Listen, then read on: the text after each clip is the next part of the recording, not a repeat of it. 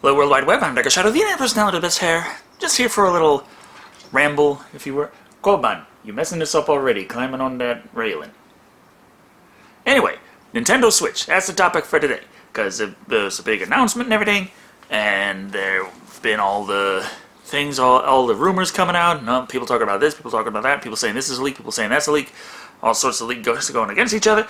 But there's also there's a main thing that I want to talk about that I should probably get to first, because otherwise I'm going to talk for like 30 minutes and never bring it up.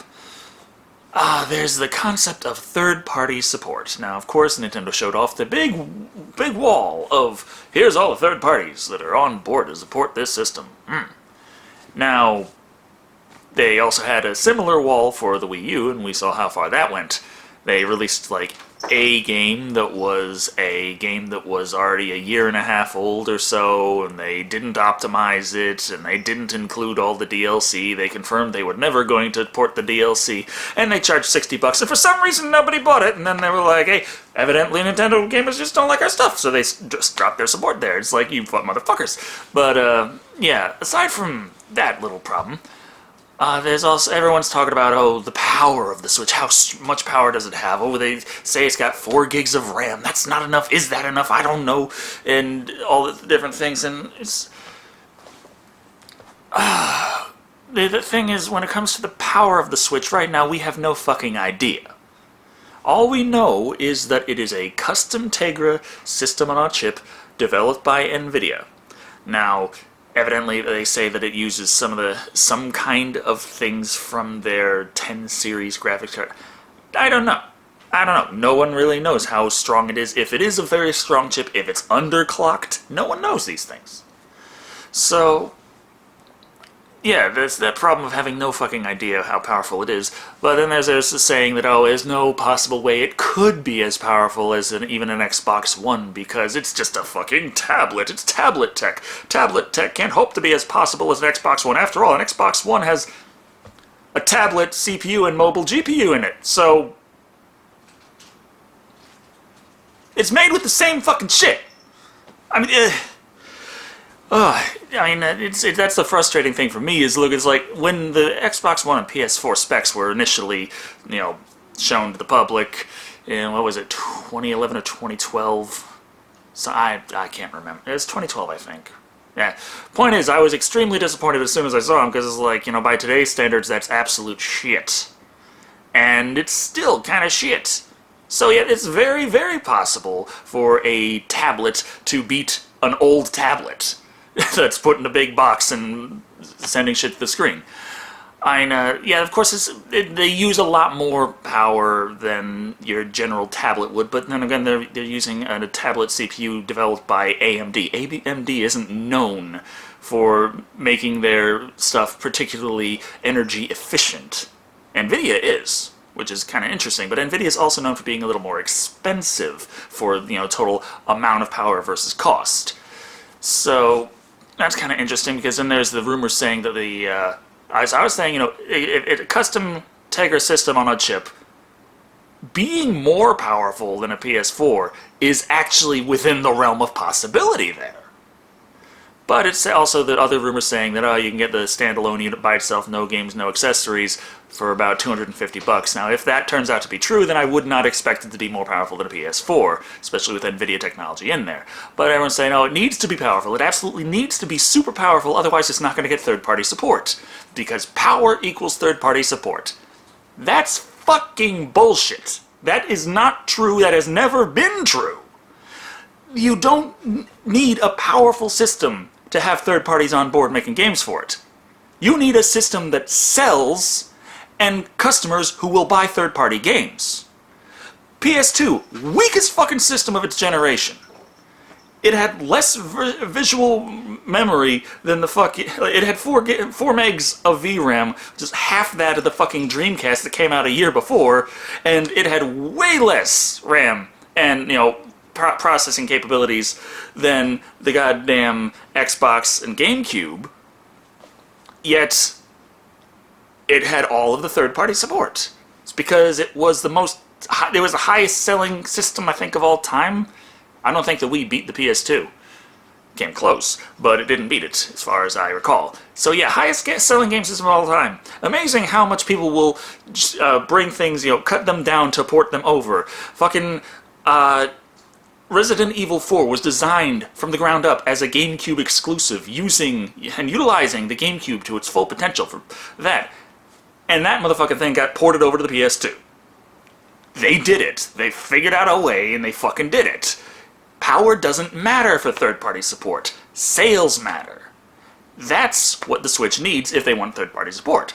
If Nintendo wants third-party support on the Switch, they need to sell a lot of Switches, and people who own Switches need to buy a lot of third-party games. The Wii had third-party support out the ass for the first few years, and people were not buying third-party games on it after a while, and the third-party support dried up.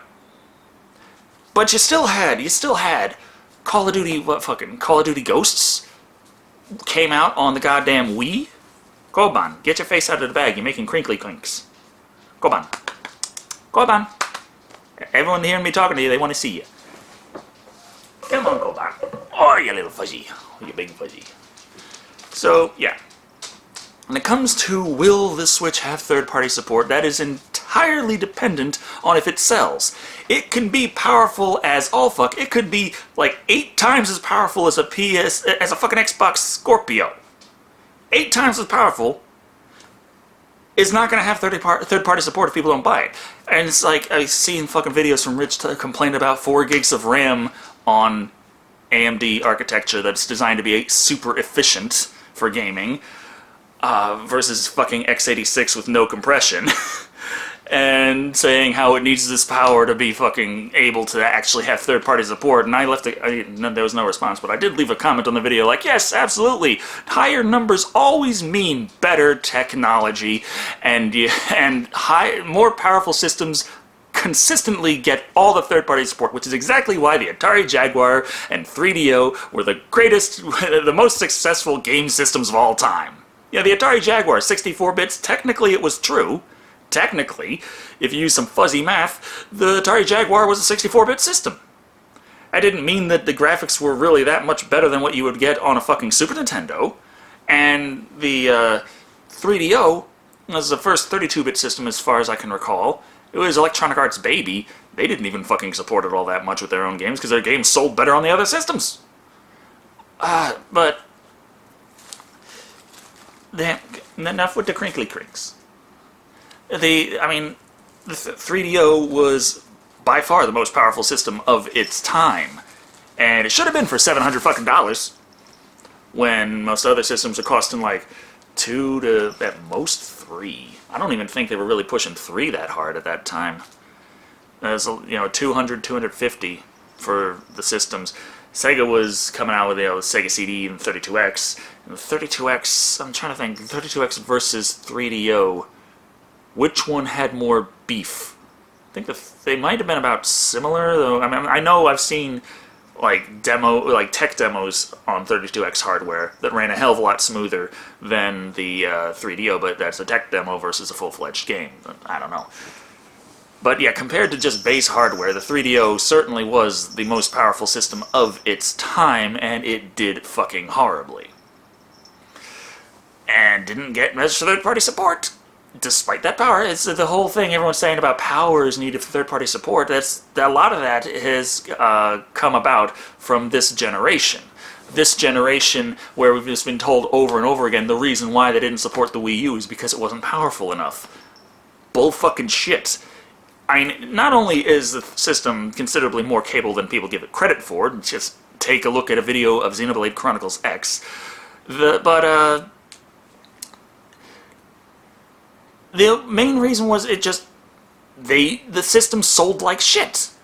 Why spend money porting a game to a system so that you don't make that money back and you're going to lose money? It's a terrible business decision, but people are trying. But that sounds really bad to say. Trying to say I'm a game developer, I care about fun, I care about art, money. No one wants to hear that, so they just say, hey, we would love to port this game over to this system. We really would love to do it, but it's just the system itself, it's just not capable. It's just, was the Atari, the Atari 2600, when it was, in its heyday, in so many goddamn homes. Huge fucking best game system of its time. You know, most sold home console. It was getting every kind of third-party, you know, arcade port you could imagine. No matter how shitty it looked, no matter how shitty it played, they had the game. It's just, you know, power has never been that big of a deciding factor in terms of third-party support. And that's what's driving me nuts. Then there's concerns about the battery life and the size of it, and it's like that depends a lot on how much, how hot the system runs. And people saying, does it have a internal fan, or does the vent on the bottom and the top, is that just to have it so the dock has a fan in it so it pushes the clock higher while it's docked and stuff? If it's based on Tegra architecture, then technically it's actually capable of going at 4K, but it would need to, of course the display on it's not going to be 4K, it's assumed to be 720p, which would be fine for a 6.5-inch display. There's all sorts of things, all sorts of rumors, and my opinion is I think the Switch is going to be successful based on a couple of things. Number one, the initial reaction of the reveal trailer was very positive before everyone started saying, hey, wait a minute, and coming out of the woodworks with like, hey, they didn't confirm Skyrim was coming out on it, therefore Skyrim is not coming out of it on it, therefore Nintendo lied to all of us. And it's like, no, not confirmed means not confirmed. Some rumors are suggesting it's a launch title. No one knows right now. We're probably not going to know for sure until January 12th/13th, depending on what part of the world you're in at the time. Where Nintendo's said they're going to, you know, have their next big announcement. My opinion is like it's coming out in March. Some say March 17th, some are assuming the first week of March. Big announcements of what it's all about coming in January. Then there's March. There's February in between. What happens in February? The fucking Super Bowl. Tell me they're not going to have a Super Bowl commercial for this thing. I'm pretty sure that they're going to work pretty hard on the goddamn marketing this time around versus the major fuck-up that was the Wii U marketing. And that is going to push it more than ever. Not necessarily to the hardcore gaming crowd that follows all of the news online, tries to check on what everyone's saying here, there, and all the other places, knows who the hell Etza is and what the hell happened with that Switch in the stream. At least I think it's Etza. I can't remember exactly what the spelling of the name was or what the pronunciation would be. But yeah, it's, just all the things like that. Everyone looking for every little detail, saying, now, this could possibly be wrong here, and that's bad there, and therefore, total failure. It's like, no. It has to appeal to the masses, and the masses don't follow all those little tiny grains of sand to try and find what the fuck's going on with this thing. They just look at the commercial. If the commercial looks nice, and if the price is good enough, I'll go out and get the damn thing. That's how it is, and I'm thinking, if I were Nintendo, I would get one hell of a Super Bowl ad. Of course, this is Nintendo we're talking about, so who knows? They are known to fuck up everything when they are very much ahead. So, yeah. Switch looks interesting to me. I'm looking forward to it. It's definitely going to have things that I will want, and it's going to have things that I can't get anywhere else. I already know that. It's a Nintendo console. I still am waiting for a decent enough reason to get a PlayStation 4. They're coming out with the new PlayStation 4 Pro, and I still haven't found more than one game that I want for the PlayStation 4 enough that I would want to buy the system, and one game isn't enough to buy the damn system.